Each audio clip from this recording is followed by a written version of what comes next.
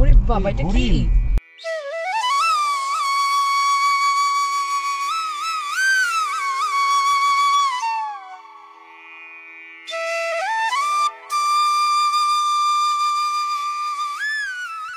Good morning.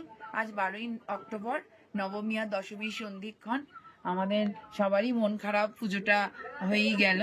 আমরা এখন ধনলটিতে আছি, আর হচ্ছে ধনলটি প্রাকৃতিক সৌন্দর্য, মনোমুগ্ধকর শান্তি। কেউ যদি শান্তির খোঁজে দুদিন কাটাতে চান, তাহলে ধনলটি হচ্ছে একটা মাস্ট ভিজিট ডেস্টিনেশন। আর এই রিসোর্ট থেকে এখানকার ভিউ, এই যে 180 ডিগ্রি হিমালয়ান রেঞ্জ, দারুণ সুন্দর ভিউ, রোদ ঝলমল আকাশ, একদম সূর্যের আলো এসে পড়েছে। আর এই দিকটা হচ্ছে একদম ভ্যালি, ডেন্স ফরেস্ট। এটা হচ্ছে Diban resort, wood resort, Diban wood রিসোর্টের রেস্টুরেন্ট। কটেজগুলোর থেকে একটুখানি মানে কি ডিস্টেন্স, এটা একটুখানি মানে 10 পা। এখানে আমাদের ব্রেকফাস্ট তৈরি হচ্ছে। এখানে কমপ্লিমেন্টারি ব্রেকফাস্টের অপশান হচ্ছে পরোটা, পোহা আর স্যান্ডউইচ। এর মধ্যে যে কোনো দুটো নিতে হবে, তার সাথে অমলেট আর কফি বা চা। আর এই হচ্ছে রেস্টুরেন্ট থেকে ভিউ। রেস্টুরেন্টে বসে বসে এরকম হিমালয় দেখতে দেখতে ব্রেকফাস্ট লাঞ্চ করা যাবে।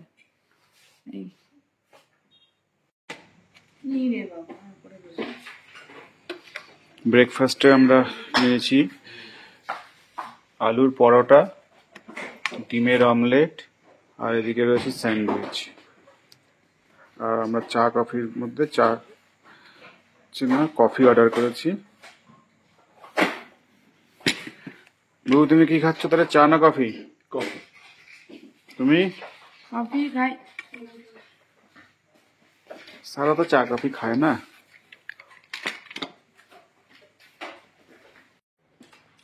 ব্রেকফাস্ট কেমন খেতে? দারুণ খেতে। রে, খুব ভালো খেতে। হ্যাঁ, খুব ভালো। এই হচ্ছে আমাদের রিসোর্টের সামনের এন্ট্রি পয়েন্ট। এটাও একটা কটেজ, রিসেপশন এরিয়াটা একটা কটেজেরই মতো। গাড়ি লোড হয়ে গেছে, এবার এই স্লোপ দিয়ে গাড়ি উঠবে। আর এই হচ্ছে দিবান উড রিসোর্ট, ধনলটি। ইনি ওনার।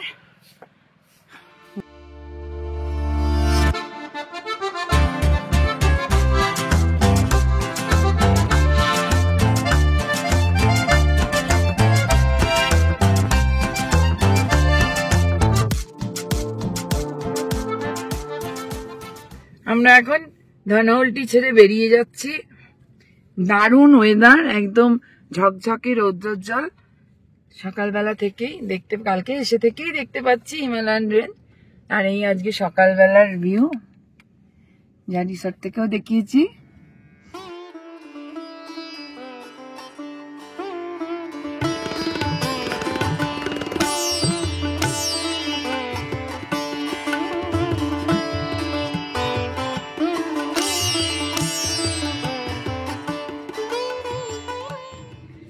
এখানে কিন্তু পরপর প্রচুর রিসোর্ট আছে। একমাত্র উইকেন্ডে একটু রাশ হয়, উইকডেজে বুক না করে আসলেও পাওয়া যাবে। এই হচ্ছে পাইনের গাছের জঙ্গল, আর এটা হচ্ছে ধনলটি ইকো পার্ক। এটাও একটা ভালো দেখার জায়গা। ভালো দেখার জায়গা মানে এটা গাছপালা দিয়ে ঘেরা পার্ক, সেখানে ওই কিছু ফটো তোলার পয়েন্ট এইসব আছে, সেলফি পয়েন্ট। এই বোর্ডে লেখা আছে এখান থেকে 30 কিলোমিটার চাম্বা, নিউ তেহরি 41, ঋষিকেশ 90। আমরা আজকে যাচ্ছি দেবপ্রয়াগ। দেবপ্রয়াগটা ঠান্ডা কমই হবে আশা করা যায়, কারণ দেবপ্রয়াগ অনেকটা নিচে। আমরা দেবপ্রয়াগে যে নাইট স্টে করব।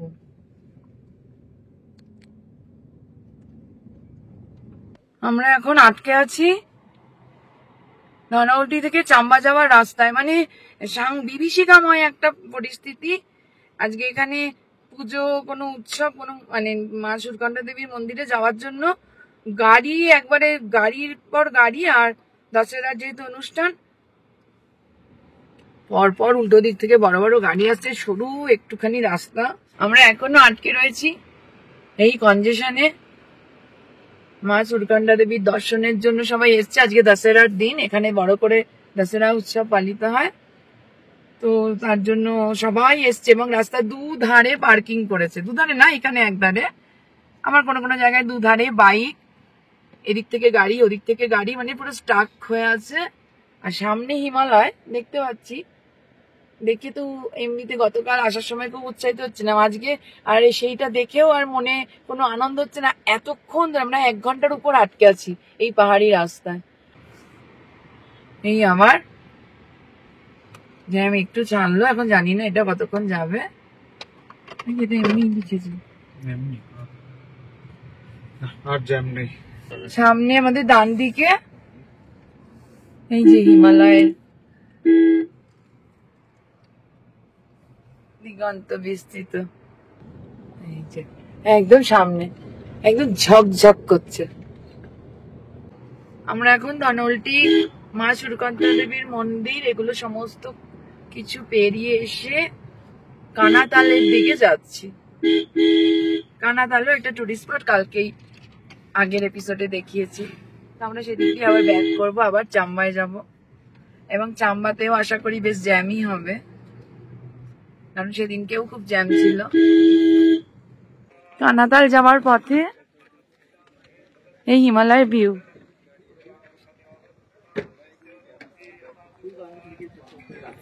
সুন্দর ভারতের আকাশ আর এরকম হিমালয়ার ভিউ। আমার মানে এটা কানাতালই চলছে। এখানে যারা পশু বা পাখি প্রেমী তাদের জন্য এই কুলডিয়া ইকো পার্ক, কৌডিয়া ইকো পার্ক, এটা একদম কানাতালের পাশে। এখানে একটা ফরেস্ট ট্রেল রয়েছে ন্যাচারাল, 8 কিলোমিটারের। অনেক অ্যাডভেঞ্চার স্পোর্টস এখানে করানো হয় এর পাশে। এইখানে সব অ্যাডভেঞ্চার স্পোর্টস গুলো করানো হয়। আমরা প্রায় চাম্বার কাছাকাছি চলে এসেছি, তার জন্য গরমটাও পড়ে গেছে, গরম লাগছে, আর ঠান্ডার কোনো গল্প নেই।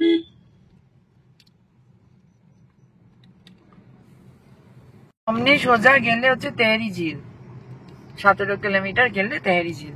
এই যে চাম্বা সিটি পুরো দেখা যাচ্ছে।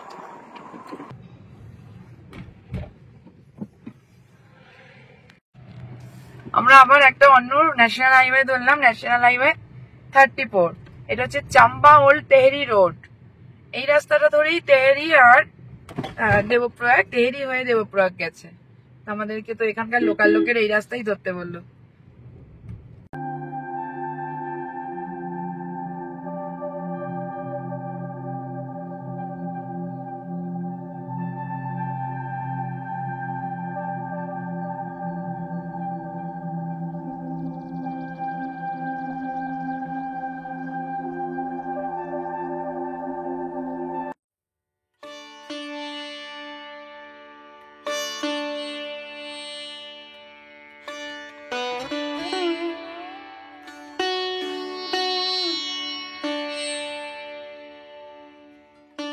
রাস্তার মাঝখানে একটা ন্যাচারাল ঝর্ণার সামনে এসে দাঁড়িয়েছি।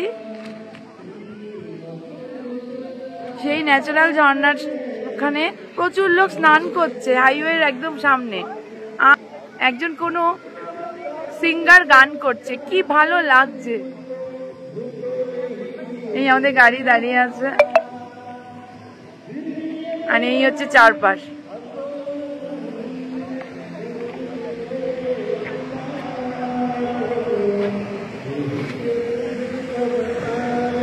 মানে বর্ষার সময় ফ্লাড হতো, অনেক ক্ষতি হতো। তো তেহরি ড্যাম এখান থেকে 8 কিলোমিটার, শ্রীনগর 84 কিলোমিটার। রাস্তাও খুব সুন্দর, দারুণ সিনিক, গ্রিন মাউন্টেন পিক এখন আর দেখা যাচ্ছে না, কিন্তু এইটা আবার আরেকটা সৌন্দর্য, চারধারে একদম গ্রিন হয়ে আছে। এই তেহরি ড্যামের আশেপাশেও প্রচুর হোমস্টে আছে।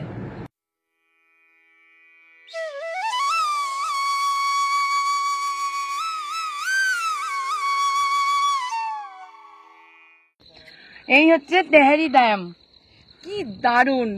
এই কিন্তু পুরো উত্তরাখণ্ডকে যেমন ওয়াটার সাপ্লাইয়ের দিক থেকে সবসময় আর কি ফ্লারিশ করে রেখেছে, প্লাস উত্তরাখণ্ডকে একটা যখন বর্ষার সময় নদীগুলো প্রচন্ডভাবে ফুলে ফেপে ওঠে, উত্তরাখণ্ড যাতে কোনোভাবেই না পুরো জলমগ্ন হয়ে যায়, জলের স্রোতে কোনো ক্ষতি হয়, এ কিন্তু সেই কাজটা করে যাচ্ছে বছরের পর বছর, যুগ যুগ ধরে।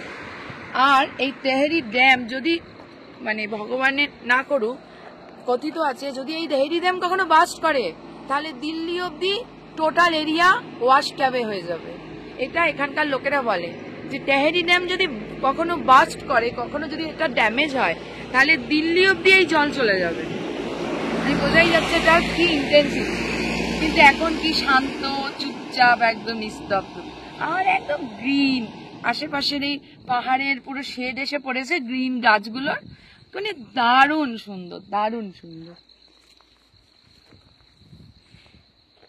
এই আমরা আরো সামনে এগিয়ে আসছি, ঝিলের একদম সামনে দিয়ে যাচ্ছি, পাশ দিয়ে আর কি। এই হচ্ছে তেহেরি ড্যামের একদম সামনে থেকে লুকস।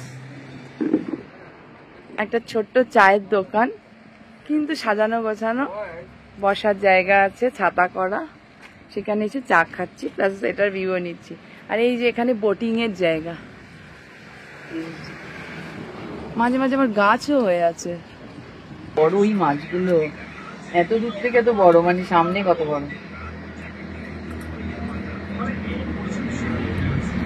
এই একদম আমরা তেহেরি যে ড্যাম, তেহেরি ঝিল, তার একদম সামনে আমরা চলে এসেছি।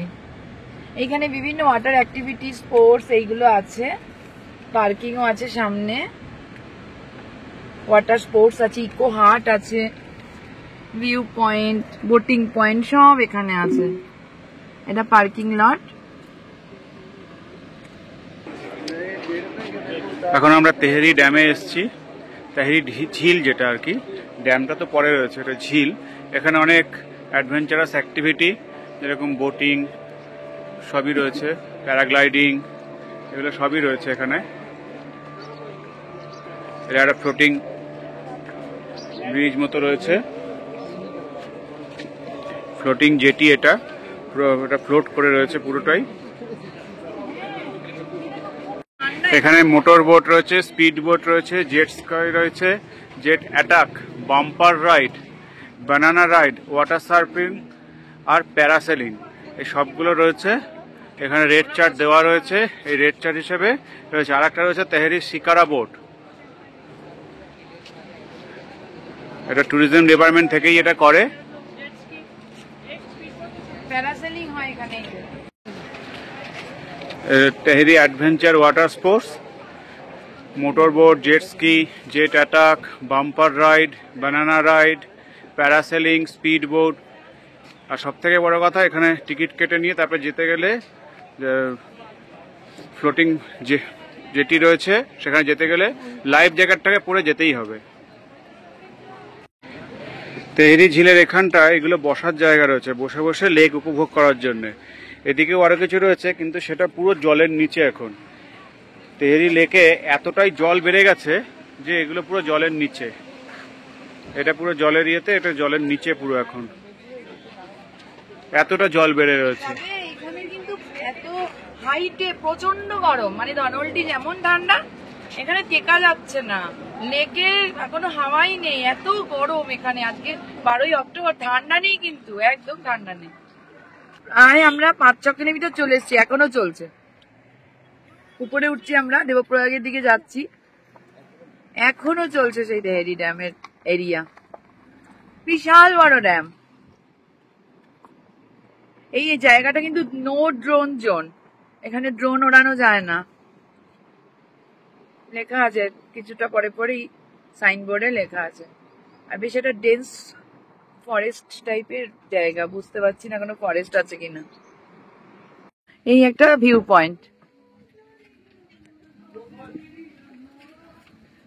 তেহেরি ড্যাম এটা।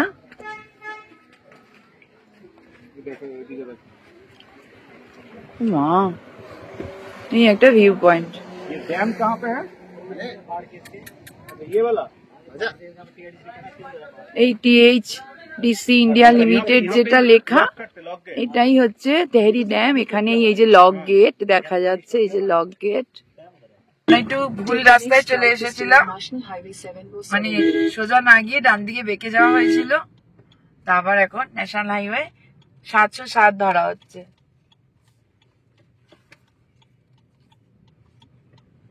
In 300 meters, sharp left to stay on National Highway 707A.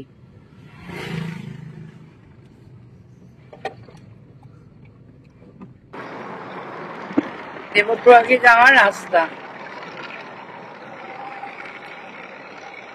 একদম গ্রিন, চারধারটা গ্রিন। এই যে ভাগীরথী নদী প্রথম ঝলক, এই যে এই ভাগীরথী নদীর প্রথম ঝলক। এই হচ্ছে ভাগীরথী নদী, এক ব্রিজ। এই রাস্তাটা দিয়ে চলে গেছে ঘনশালী, শ্রীনগর। আর এই হচ্ছে ভাগীরথী নদী। এখন খুব জল ভাগীরথীতে।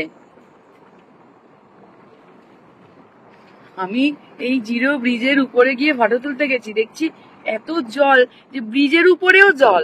আর আমি তো গটগট করে ব্রিজে উঠতে যাচ্ছি যে ব্রিজের ছবি তুলবো। ওমা, দেখি একটা বড় মাংকি বসে আছে, আর কেউ কোথাও নেই। একটা মানে মাংকি ব্রিজের পাশে, আর আমি ব্রিজের মুখটায়, আর কেউ নেই। আমি তো ভয় পেয়ে গেছি যে ক্যামেরা ট্যামেরা না কেড়ে নিয়ে নেয়। এদিকে জোরে ছুটতেও পারছি না, ও আমার খেয়াল করেনি, ও অন্যদিকে তাকিয়ে বসেছিল। তাড়াতাড়ি করে গাড়ির মধ্যে ঢুকে এসেছি, কতটা হাঁটতে হলো।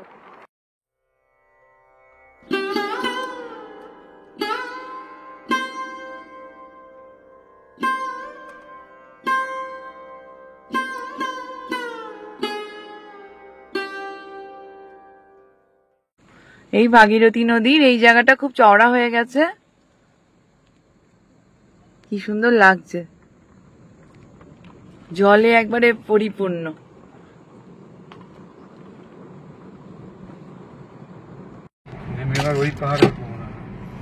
এখানে রাস্তাটা মানে দারুণ, রাস্তা মানে অসাধারণ একটা রাস্তা দিয়ে যাচ্ছে। এটা হাইড্রো ইলেকট্রিক প্রজেক্ট এখানে।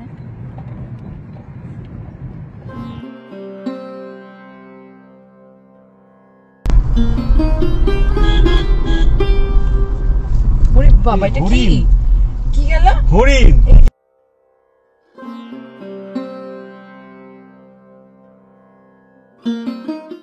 আচমকা গাড়ির সামনে হরিণটি চলে আসাতে আমরা প্রথমে সবাই একটু থতমতই খেয়ে গেছিলাম। তারপরে আবার আমরা এগিয়ে চললাম পাহাড়ি পথে। আস্তে আস্তে আমরা দেবপ্রয়াগের দিকে প্রায় পৌঁছেই গেছিলাম। তখন বিকেল 5টা মতন বাজে। এবার আমাদের প্রথম কাজ হবে দেবপ্রয়াগে গিয়ে হোটেল খোঁজা।